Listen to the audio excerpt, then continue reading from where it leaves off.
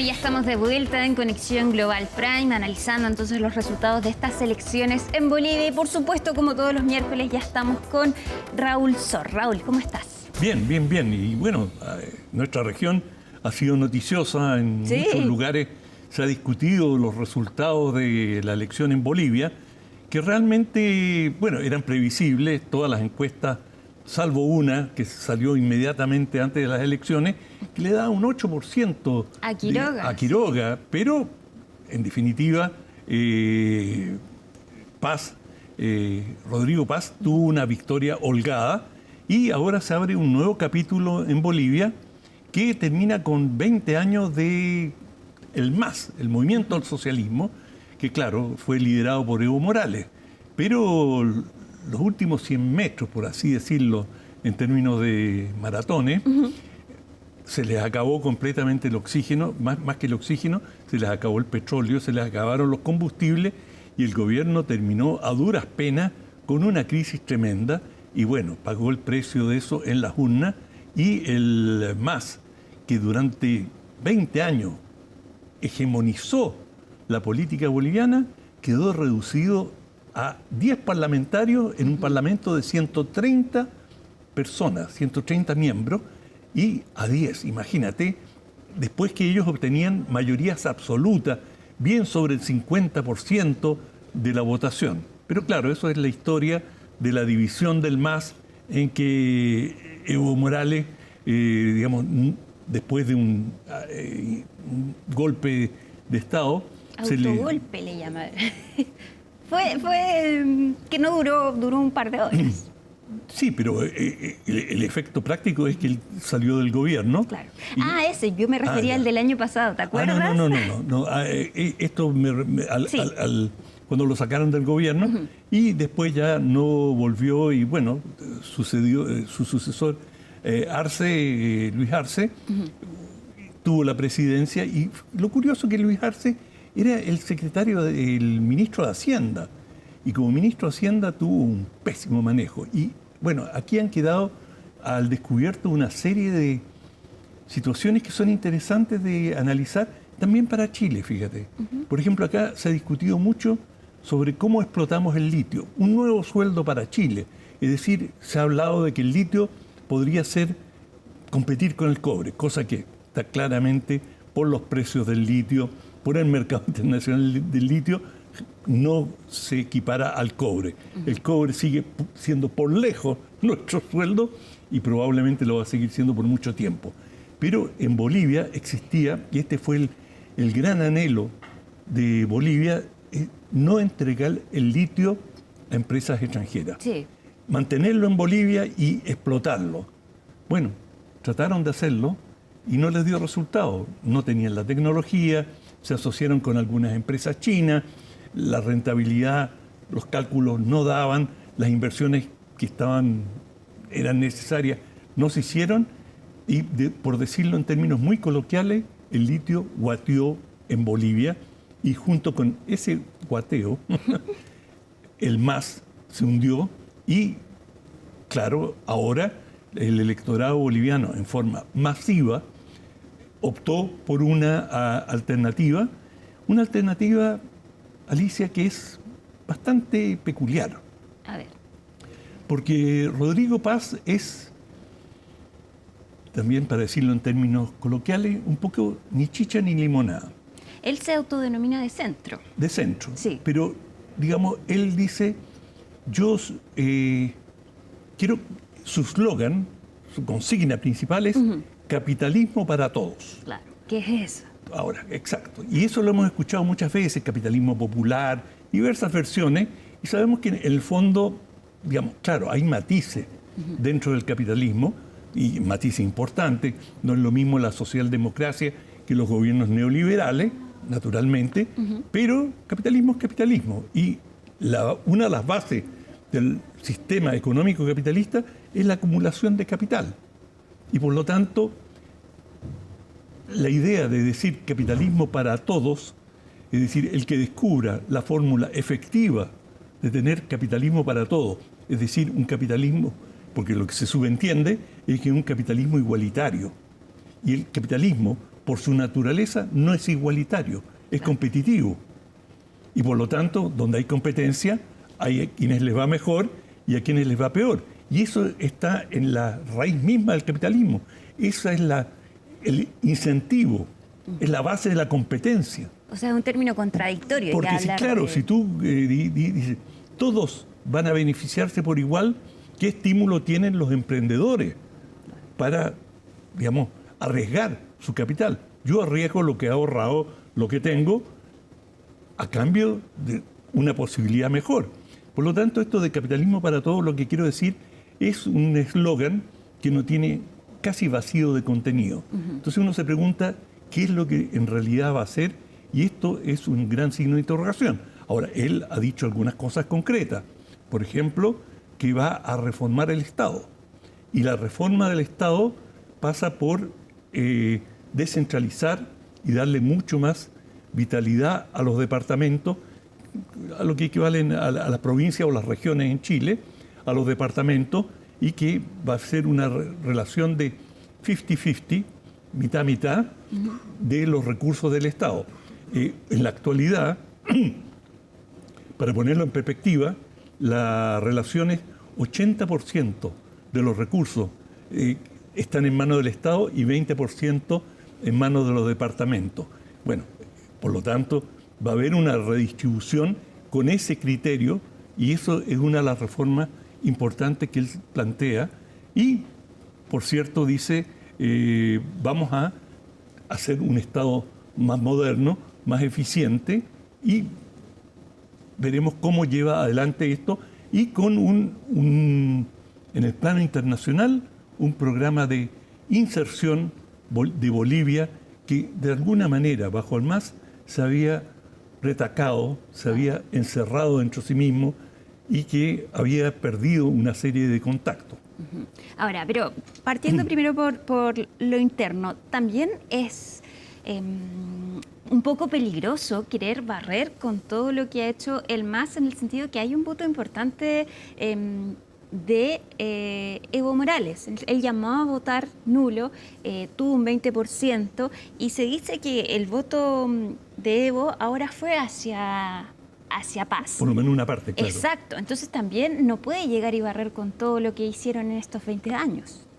No, seguro, y no lo va a hacer.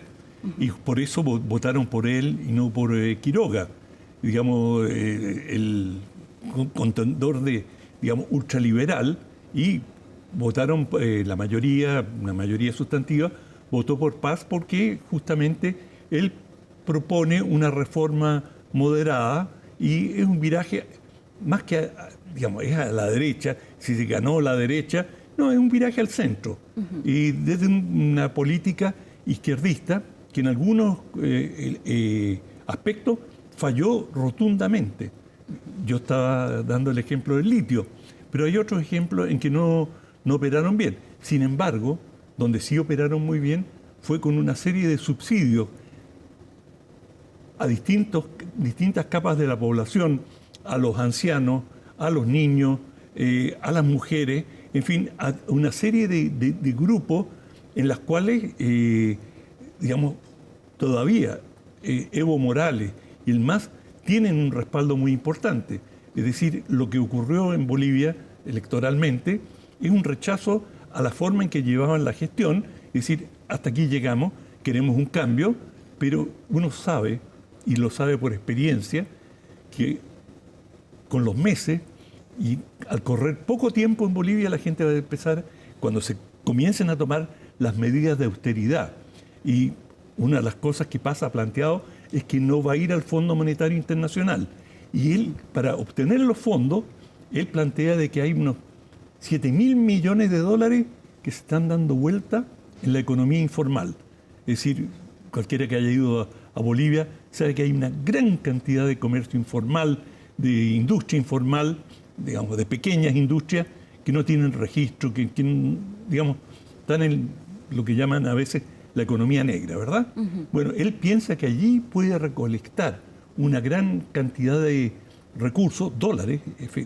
Él plantea que estos recursos están en dólares circulando, además de cerca de 3.000 millones de dólares que bolivianos sacaron, como pasa siempre en América Latina, mucha de la gente, digamos, que tiene capitales, dado que tienen un gobierno, digamos, de orientación socialista, para estar a la segura, sacan el dinero, lo depositan en Europa, en Estados Unidos, y mucho de esto él propone repatriarlo, dándole garantía, bueno, generando seguridad, de manera que él cree que puede encontrar los recursos sin tener que recurrir al Fondo Monetario Internacional. En cambio, Quiroga había planteado en la campaña, derechamente, vamos a ir al fondo y vamos a pedir un préstamo por 12.000 millones de dólares.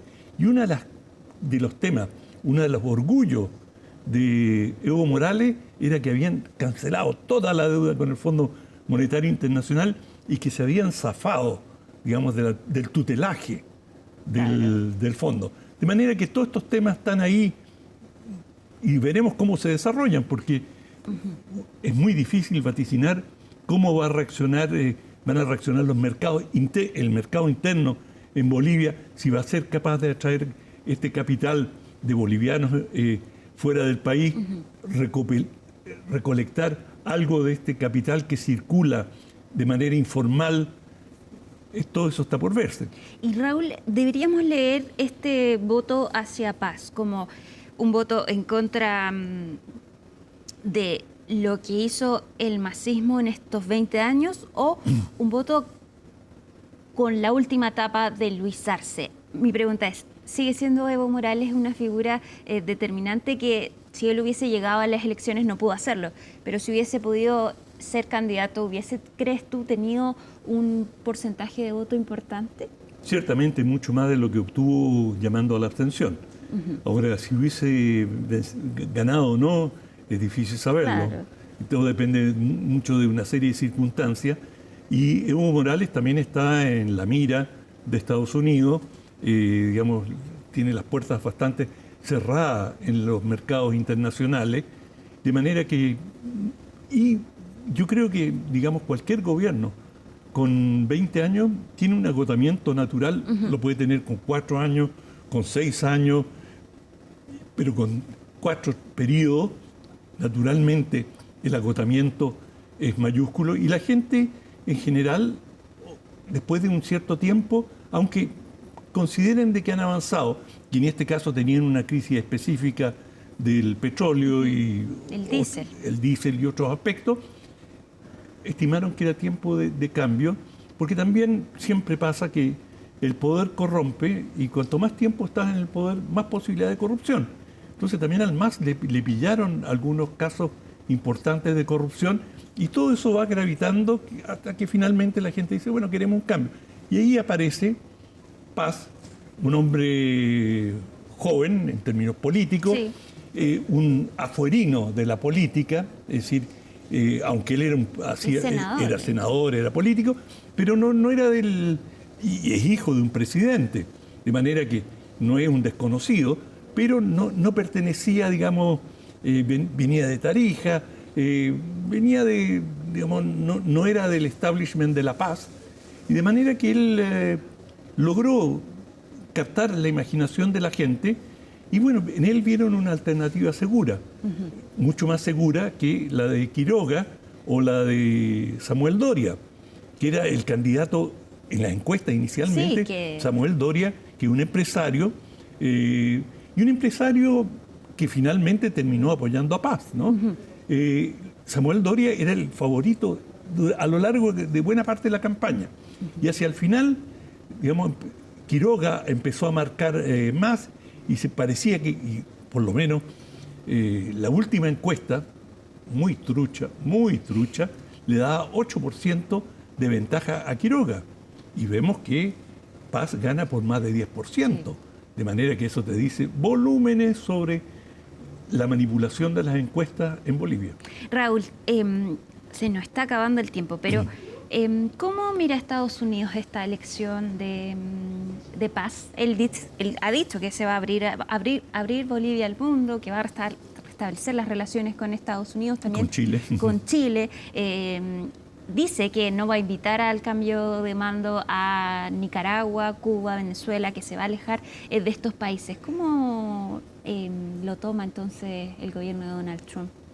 Yo creo que en Estados Unidos las señales son positivas para Paz, en el sentido que primero lo han congratulado, Rubio lo congratuló muy rápidamente, y bueno, él tiene buenas relaciones en Estados Unidos, él estudió en Estados Unidos, estudió en una universidad estadounidense, de manera que está familiarizado con algunos aspectos de la cultura estadounidense y se está separando, o es lo que ha planteado, se está separando, por llamarlo así, del eje rebelde o del mal en América Latina. Nunca estuvo muy cerca, Bolivia tan cerca de Venezuela, pero tenía buenos vínculos y, digamos, está optando por un camino diferente y, claro, sin duda Paz va a tratar de tener las mejores relaciones posibles con Estados Unidos, país con el cual, por supuesto, o sea, la gravitación de Estados Unidos en todos los ámbitos, pero también en el doméstico boliviano es muy importante. O sea, Estados Unidos ha estado presente en una serie de intervenciones en el pasado y, bueno, una de las cosas que llama la atención es que Paz está en el centro de dos tensiones que han sido siempre muy importantes. Y si tuviera que decirlo de alguna manera, esto es más una victoria para Brasil, la victoria de Paz, que para la Argentina. O sea, Milei, por supuesto, estaba con Quiroga. Claro. Y había una identidad muy clara. Y en esta pugna que ha disminuido de manera importante, pero que hay, digamos, Argentina hoy día bajo Milei representa un polo y Brasil con Lula representa otro polo ideológico, económico, y por lo tanto existe esa fricción. Y Bolivia, de alguna manera, en el pasado, siempre se decía, ¿y este golpe? ¿Fue un golpe auspiciado por Argentina o un golpe por Brasil? Porque ambos países siempre, digamos, Bolivia tiene relaciones mucho más cercanas históricamente con la Argentina, mucho más. O sea, la gravitación argentina ha sido, de hecho, el grueso de la migración boliviana va hacia la Argentina, no hacia Brasil. Pero con el tiempo, sobre todo con el desarrollo de la soja y sobre todo en Santa Cruz, la influencia brasileña comenzó a crecer de manera impresionante. Y si tú vas yo he viajado en Santa Cruz y bueno, tú ves allí la presencia de Brasil en términos de banco, estaciones de gasolinera, en fin, hay una presencia importante. Y en esta, digamos, Paz, si tuviera que optar, creo que se va a sentir más cerca de Lula que de Milei, pero eso lo va a decir el tiempo. Claro. Bueno, ahora es interesante armar entonces todo el rompecabezas porque, claro, vemos a Trump amigo de Milei también, Exacto, que gana un amigo entonces en Bolivia, pero vemos también Brasil, vemos la tensión en Colombia y Venezuela con Donald Trump. Tanto de que hablar y se nos acabó el tiempo. Y Perú, Y Perú también, que... Otro signo de interrogación. José Geri, que están en estado de emergencia. Raúl, se nos acabó el tiempo, lamentablemente. Esta vez me duele porque habían hartos temas para hablar. Nunca falta. Chao, Alicia. Chao, Raúl.